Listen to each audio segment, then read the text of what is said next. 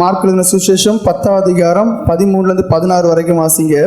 அங்க இயேசு கிறிஸ்து எப்படி பிள்ளைகளை அவர் நடத்தினாருங்கிற விதத்தை குறித்து சொல்லப்பட்டு வாசிங்க. அப்பொழுது சிறு பிள்ளைகளை அவர் தொடும்படிக்கு அவர்களை அவரிடத்தில் கொண்டு வந்தார்கள். கொண்டு வந்தவர்களை சீஷர்கள் அதட்டினார்கள். இயேசு அதை கண்டு விசனமடைந்து, சிறு பிள்ளைகள் என்னிடத்தில் வருகிறதற்கு இடம் கொடுங்கள், அவர்களை தடை பண்ணாதிருங்கள், தேவனுடைய ராஜ்யம் அப்படிப்பட்டவர்களுடையது. பாருங்க, இங்க இயேசு கிறிஸ்து ரொம்ப பிஸியான ஒரு மனுஷனா. அதாவது ஒரு இடத்த தங்கும் போது சொல்றாங்க, இங்கேயும் இன்னும் தங்குங்க. அப்ப சொல்றாரு, எனக்கு ஒரு கடமை இருக்கு, இனியும் வேற கிராமங்களுக்கு வேற ஊர்களுக்கெல்லாம் போய் நான் என்ன செய்யணும், சுவிசேஷம் அறிவிக்க வேண்டியது இருக்கு. ரெண்டாவது என்ன, ஒளிஞ்சு இருந்துக்கிட்டுங்க கொல்ல பார்க்குறாங்க சொல்லும்போது சொல்றாங்க, பகல்ல நான் செய்ய வேண்டிய காரியம் இருக்கு, ராக்காலம் வரும், அப்போ பார்த்துக்கிடலாம். அப்படி சுவிசேஷத்தை அறிவிக்கிறது தன்னுடைய கடமையா இருந்து, நோய்களை குணமாக்குறது, வியாதிகளை குணமாக்குறது தன்னுடைய கடமையா இருந்து, அவ்வளோ சின்சியரா இருந்துதான் அந்த தேவன் இங்க என்ன செய்யறாரு தெரியுமா, தன்னுடைய நேரத்தை பிள்ளைகளுக்கு கொடுக்குறார். அவர் என்ன செய்யறாரு, அந்த குழந்தைகளை வாங்கன்னு சொல்றாரு, அரவணைக்கிறாரு, ஆசீர்வதிக்கிறாரு. சிம்பிளா நீங்க புரிஞ்சுக்கிட வேண்டியது, நம்ம சொல்றதுல டைம் இல்லை, பயங்கர டைம் இல்லைன்னு பொய் சொல்றிய, பொய் சொல்றீ. நீங்க பண்ற பெரிய தப்பே டைம் இல்லைன்னு. ஒவ்வொரு நாளும், ஒரு வாரத்துல ஒரு நாள் இல்லை, ஞாயிற்றுக்கிழமை இல்லை, ஒவ்வொரு நாளும் உங்களுக்கு உங்க பிள்ளைங்களுக்கு டைம் ஸ்பெண்ட் பண்ணதுக்கு நேரம் நீங்க ஒதுக்கி தான் ஆகணும். ஒவ்வொரு நாள் ஒண்ணுமே முடியாட்டா சாப்பாடு நேரத்திலேயாவது சேர்ந்து என்ன செய்யணும், பேசணும். நீங்க தப்பு பண்றீங்க. ஆண்டவர் உங்களை காட்டிலும் ரொம்ப பிஸியான ஒரு மனுஷன். ஆனா அவரே என்ன செய்யறாரு, டைமை ஒதுக்கி என் பிள்ளைங்க, என்னுடைய குழந்தைங்க, அவர் அணைக்கிறாரு, அரவணைக்கிறாரு, ஆசீர்வதிக்கிறாரு. He spends lot of time there. அவர் நிறைய டைம் அங்கே ஸ்பெண்ட் பண்ணிட்டார். நமக்கு இப்ப என்ன, ரொம்ப பிஸி. அந்த பிள்ளைங்க அப்பான்னு கிட்ட வந்தா கடு நிற்குது. அதுக்கு பிறகு அது என்ன செய்யும், எந்தாலையும் போகும். அம்மாட்ட கேட்டா, எம்மா பசிக்கு சோறதாமான்னு கேட்டா, எருவ மாடு உனக்கு நீ வளர்ந்தாச்சுல போய் சோற போடு. அது எதுக்கு கேட்க, அம்மா அள்ளி தராத கூட வந்து சாப்பிடலாமே, டைம் கிடையாது.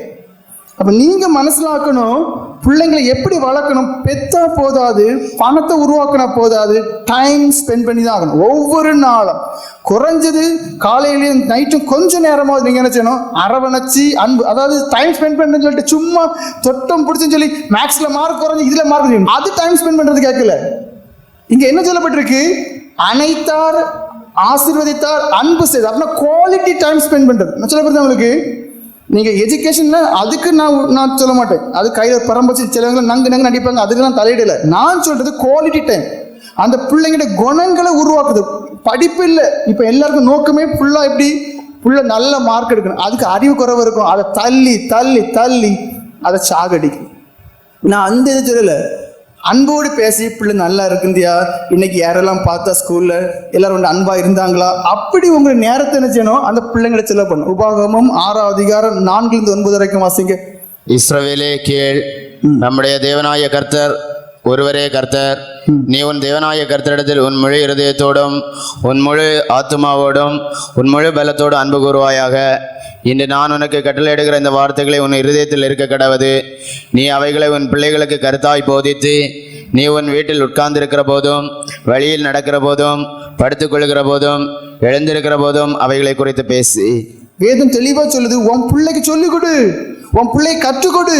நீ அனுபவிக்கிறதான அனுபவங்களை, நீ அந்த அனுபவத்தை எப்படி அடைந்துகிட்டான்றதான அந்த காரியங்களை, நீ எப்படி மனம் திரும்பலாம், நீ எப்படி ரட்சிக்கப்பட்ட. ஏன்னா எல்லாருக்குள்ளே ஒரு ஸ்டோரி இருக்கான்னு செய்யும், எல்லாரும் பிறந்தோட நல்லவங்களா இல்லையே.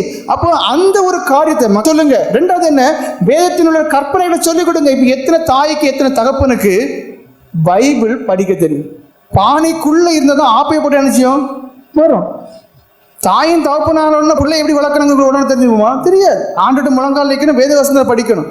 அப்போ உங்களுக்கு தெரியணும், எனக்கு முதல்ல வேதம் தெரியணும், வேதத்துல கற்பனைகள் எனக்கு தெரியணும், அந்த வேதத்தில் உள்ளதான வாக்குத்தத்தங்கள் எனக்கு தெரியணும். நான் அதை என்ன செய்யணும், அடையணும், அனுபவத்தை அடையணும், படிச்சிருக்கணும், என் பிள்ளைகளுக்கும் சொல்லிக் கொடுக்கணும். நீங்க பண்ற தப்பு என்ன தெரியுமா, சுயநலவாதி. உங்கள்கிட்ட இருக்கிறதெல்லாம் உலக அறிவு.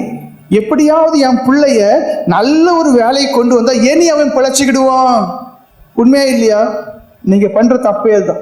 இப்ப அதனால அந்த பிள்ளைக்கு ஆவிக்குரிய உலகத்துல பிள்ளைக்கு தெரியல. ஏன்னா ஆவிக்குரிய காரியங்கள் அவங்களுக்கு கஷ்டமா இருக்கு. எப்படி ஒரு கடலை ஒருத்தன் தள்ளுனா அவன் மூச்சு முட்டுவானோ, அதே போல ஆவிக்குரிய காரியங்கள் உங்க பிள்ளைகளுக்கு கஷ்டமா இருக்கு. ஏன்? நீங்க சொல்லி கொடுத்துட்டு இல்லை, நீங்க முன்மாதிரியே இல்லை, அது ஒரு அனுபவமே இல்லை.